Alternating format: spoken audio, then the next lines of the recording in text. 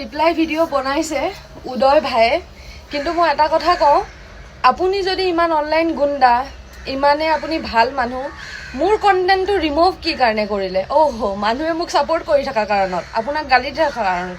যদি মোৰ সেই ভিডিঅ'টো আজি একাউণ্টত থাকিলে হয় নহয়, 100% চিয়'ৰ যে আপুনি ক'ৰবাত মাৰ খালেইহেঁতেন মানুহৰ পৰা। সেইটো যদি তোমালোকৰ পাৰ্চনেল কথা, তেতিয়াহ'লে তোমালোকে হোৱাটছআপ, তোমালোকে কলত কিয় নকৰিলা? চব শেষ।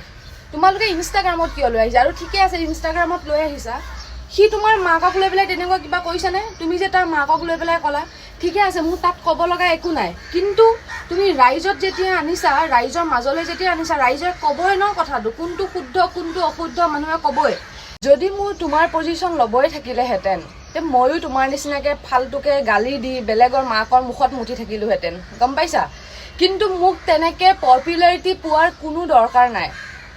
আৰু এটা কথা যে মই বেলেগক লৈ পেলাই সমালোচনা নকৰোঁ, যিবিলাকে অভদ্ৰামী কৰে মই তেওঁক লৈহে মই সমালোচনা কৰোঁ। আৰু সমালোচনাই নহয়, মই মানুহক দেখাই দিওঁ যে কি কৰি আছে। আৰু যাক তুমি ৰোষ্ট কৰাৰ কথা কৈছা যে মই বেলেগৰ ড্ৰেছক লৈ পেলাই, আৰে চাদৰ মেখেলা লৈ অভদ্ৰামী কৰিলে মই কৰোঁৱেই।